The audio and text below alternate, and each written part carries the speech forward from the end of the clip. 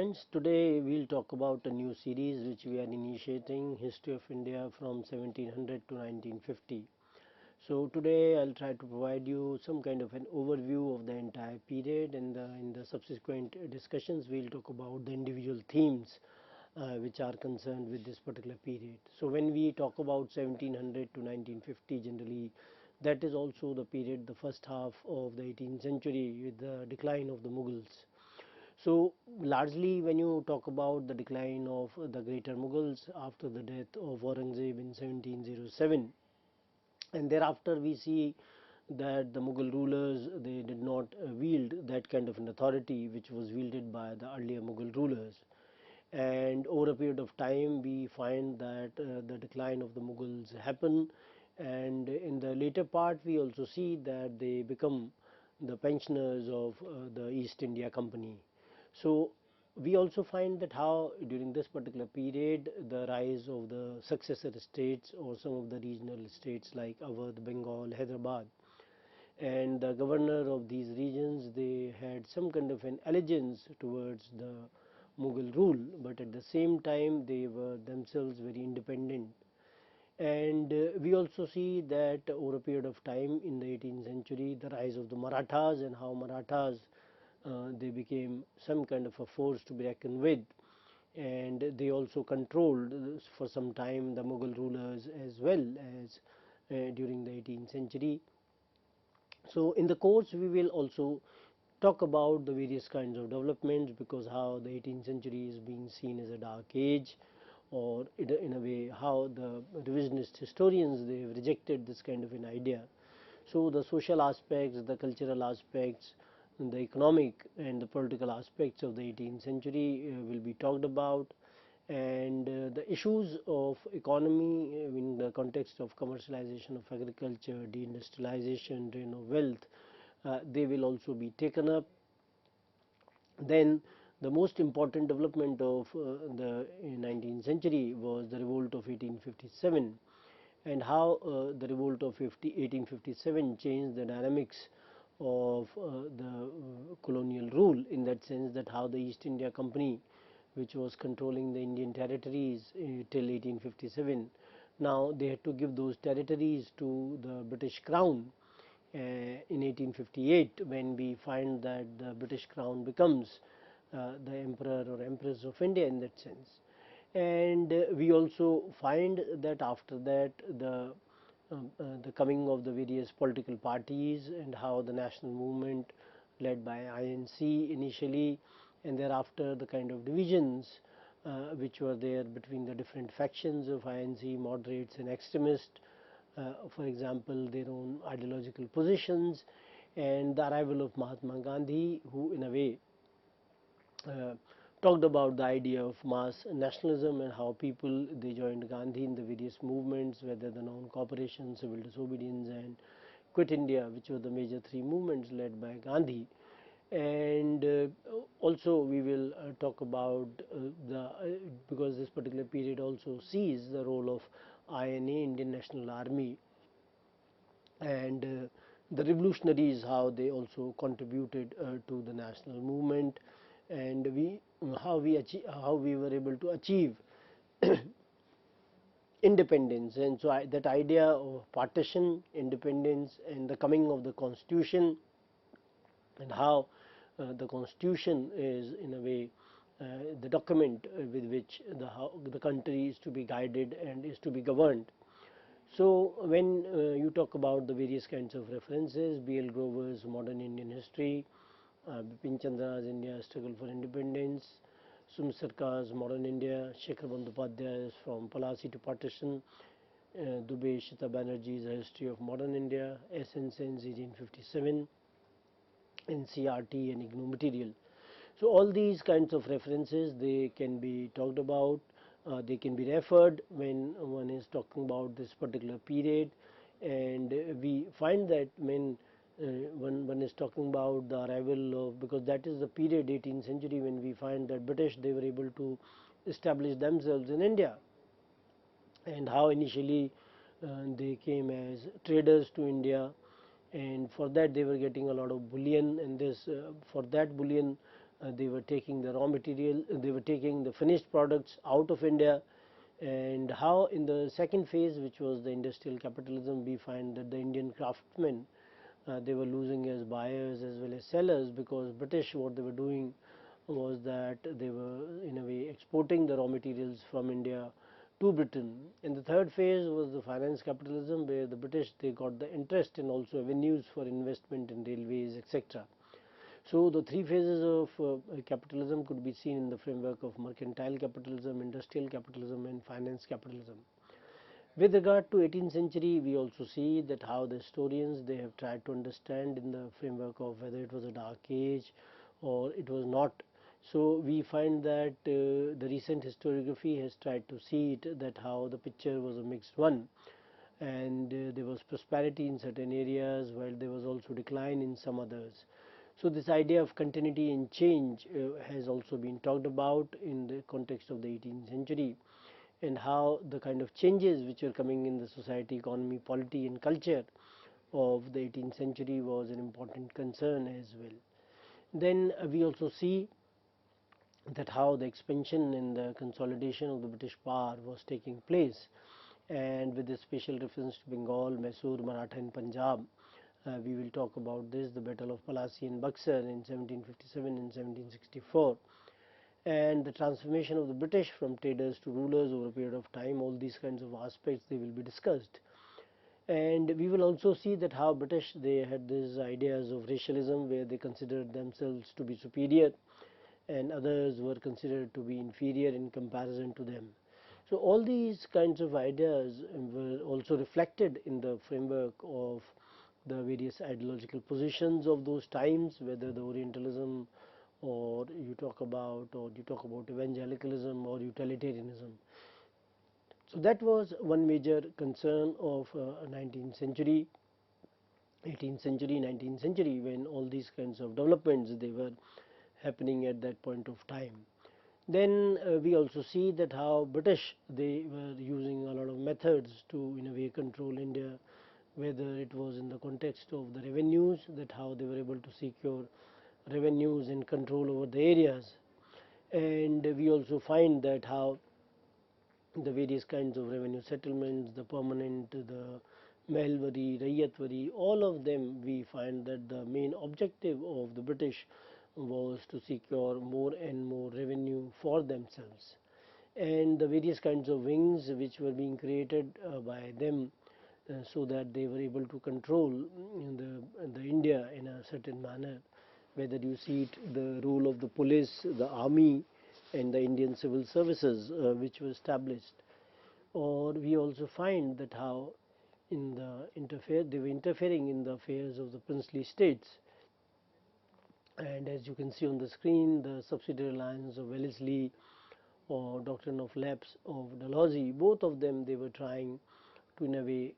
interfere in the princely states, and the policy of the divide and rule, which was followed by the British after the 1857 revolt,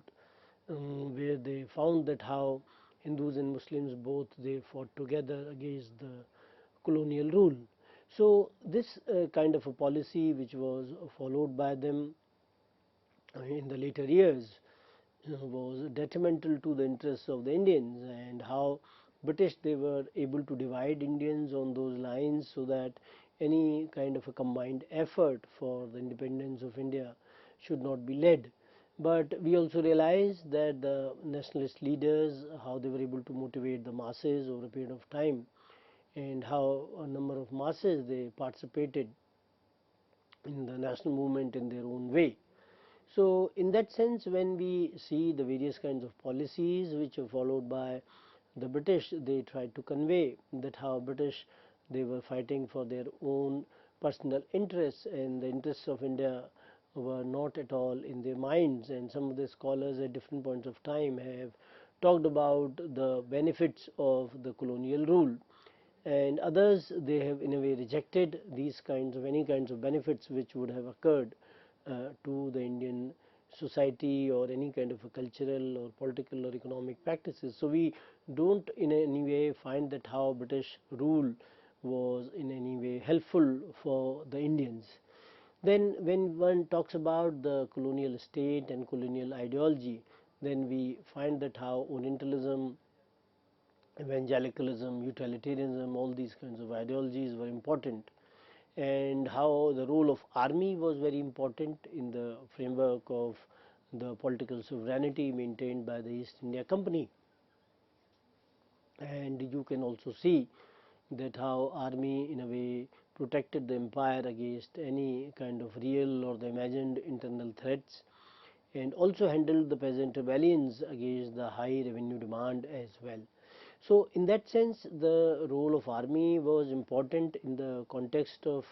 the role played by the East India Company in terms of having its stranglehold over India. And we also see that the colonial army, there was a lot of military culture in that sense, and the way they recruited soldiers for their own army. So all this played an important role in the context where more and more application of their authority could be done in India,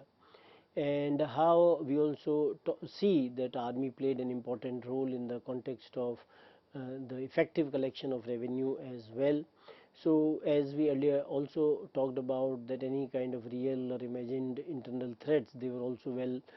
taken care of by the colonial army, which was raised by the British. And we find that how various kinds of revenue settlements during the British period, beginning from the permanent settlement of Bengal in 1793, where the zamindar would pay the government virtually the 10/11th of the rent they would realize from the tenants, and retain for themselves as cost of collection and compensation only 1/11th of it. And they recognized the proprietary rights of the zamindars on their estates, and they were entitled to enjoy it till they fulfilled their obligations. So we find that how permanent settlement was an important step in the framework of securing more and more revenue for the British, and they also in a way created a class of zamindars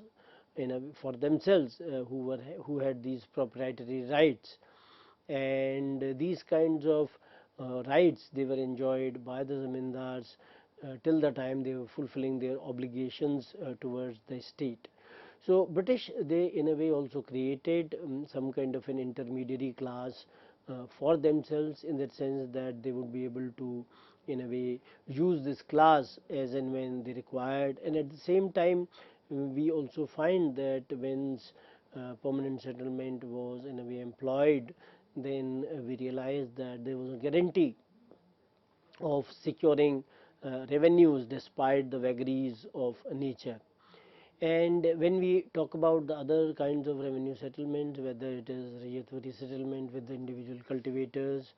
or in which it was thought about that the peasant proprietors, they would improve the land, or the Mahalwari settlement in some areas with the village community, we find that all these revenue settlements, the main objective was to secure more and more revenue for themselves. And we find that in all these revenue settlements, the revenue demand was in a way around 50 to 55% of the produce, which was comparatively very high, keeping in mind the earlier situation when no such kind of demands, they were not being made. And another important aspect was with regard to that how such kind of demand which was being made were also realized in a thorough manner. British, they were not ready to relent in any way, to show any kind of mercy to the cultivators or to the zamindars, and how zamindaris, they were also exchanging hands, in the sense that many of the zamindaris they were being sold or in a way mortgaged by the zamindars, and then finally sold by the British to realize the land revenue. So in that sense, we find that British, they were very harsh on the Indian agriculturalists or cultivators, and at the same time they were also harsh on the zamindars as well. Then we also see that the drain of wealth theory, which was being propagated by the nationalists like Dadabhai Nauroji, and this drain of wealth theory talks about that how the Indian money was going out of India, and for that matter, whether it was the agricultural produce in the framework of the raw materials, or for that matter we find that a number of finished products which were being sent out of India, or any kind of thing which was going out of India, whether in the framework of the home charges which were being levied by the British, or in so all this was considered the drain of wealth. And we also find, apart from that, British, they in a way had a lot of interest in the commercialization of agriculture as well. And in that sense, we find that the land revenue they wanted to collect in cash, and how they were promoting the cash crops, and all this in a way led to indebtedness among the peasantry of that time. And the coming of the famines, it made the situation worse during that particular period. And we also see the forests and the pastoral economy of that particular period, how British they wanted to appropriate as much as forest areas for themselves. And in that sense, we also find that there was a lot of conflict between the people, those who were living in these forest areas, the tribals, and many a time how the peasants and the tribals, both of them, they were ready to contest the British in various kinds of ways. So we find that the focus of the British during that point of time was to promote commercialization, so that more and more cash crops could be grown in India, and these cash crops could be sent out of India. They could be exported for the British industries, because British industries they needed a lot of raw material, and this raw material was to be procured from the colonies. And this kind of a situation, we find that they were not ready to take care of the Indian peasantry, and Indian peasantry was under a lot of poverty, and the situation of famines at that point of time made their situation comparatively more worse. And we also see that when British they were engaged in appropriating more and more forest areas for themselves, and how the pastoralist and agriculturalist or the tribals, all these kinds of communities, they were in a way being at the receiving end of the British policies. Apart from that, we also see that how British they in a way tried to destroy the Indian industries, and this phenomenon is referred to as deindustrialization. And some of the scholars like Morris de Morris, they call it as some kind of a myth, and Elias and Alice Thorner, they call it as a worldwide phenomena. So any kind of an attempt to absolve the British of their exploitative policies is generally being made, and we find that British they try to project that deindustrialization as a phenomena did not take place in India, and if it did take place, then it was a worldwide phenomena. It was happening across the world, so it was not only unique to India. And scholars like Morris de Morris, they in a way claim it as some kind of a myth. So British they were not ready to accept their responsibility in the context of India, that how Indian industries suffered because of the British policies. We also see that during this particular period of time, the idea of reform was also very important in various organizations, associations, or bodies like Brahma Samaj, Pratna Samaj, Ramakrishna Mission, and Vivekanand. They contributed a lot in the context of the social religious reform.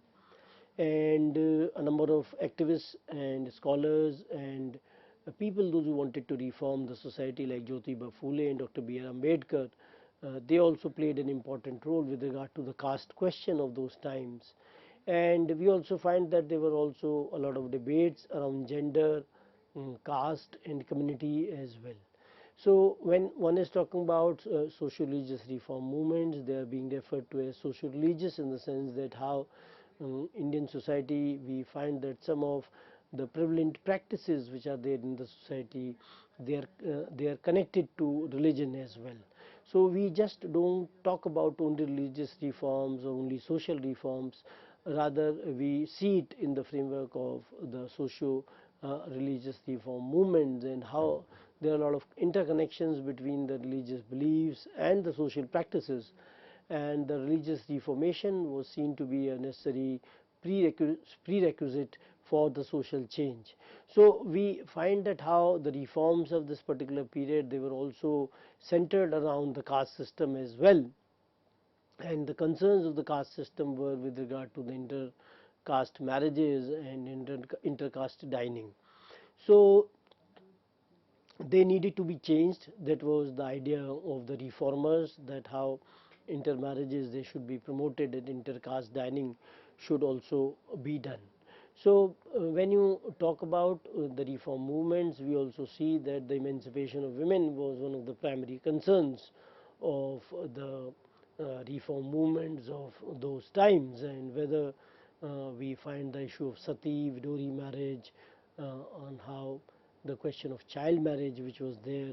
that there should not be any child marriage, then female infanticide was to be stopped, and the promotion of the women's education had to take place, and polygamy was to be abolished. So all these kinds of things they were also being talked about with regard to women, and how women, when such kind of regressive kind of situations which were there for women, whether they were married early in the framework of the child marriages, or in a way they were being killed after their birth in the framework of the female infanticide. So all this had to be rectified in the long run, and how women they were to be provided education, so that any kind of a discrimination against the women it could be stopped as well. We also see that because it was the colonial period as well, so this kind of a cultural ideological struggle also represented the social religious reform movements, and that how they were an integral part of the evolving national consciousness. And it was because of the fact that the movement brought the initial intellectual and the cultural break, which made a new vision of the future possible, and it was also part of the resistance against the colonial cultural and ideological hegemony. So we find that how these kinds of movements, especially the social religious reform movements, they were very important from the point of view of the national consciousness, and how the movement was also very important, because at that point of time British they were ruling India, and they were trying to project their cultural and ideological hegemony as well. We also find that during this particular period, how the British they were the kind of policies which were followed by them, it led to various kinds of movements, whether the tribal or the peasant movements. And we find that some of the examples like the Vellore Mutiny which happened in 1806, or Santhal Rebellion in 1855-56, and there were other revolts as well during these decades. So the policies of the British brought so many people in confrontation with them, whether they were the peasants or the people those who were in a way living in the forest areas, the tribals, and they were ready to fight the British. They were ready to contest with the British, in that sense that the policies of the British were not liked by them. And we find that how British in their own kinds of ideas with which they wanted to govern India, we find that greed was one of the important concerns of their rule, where they wanted to appropriate as much as possible for themselves. And we find that that is how a lot of money went out of India to Britain. And we also find that how so many articles from India which were of historical importance, they found a place in the British museums, because British they got a lot of material, a lot of artifacts from across the world, and India being the prime colony for them, they took a lot of wealth out of India in terms of these artifacts as well. And we also find that how British they were also focusing on the political expediency as well, because they wanted to in a way bring the situation under their control through their political acts as well. We also realize that the ideas of racialism and sense of superiority they were being in a way imposed by the British on Indians, and their economic self-interest was paramount, where we find that how they wanted to appropriate as much as for themselves. So we'll discuss further about this particular course in our next lecture. Thank you very much.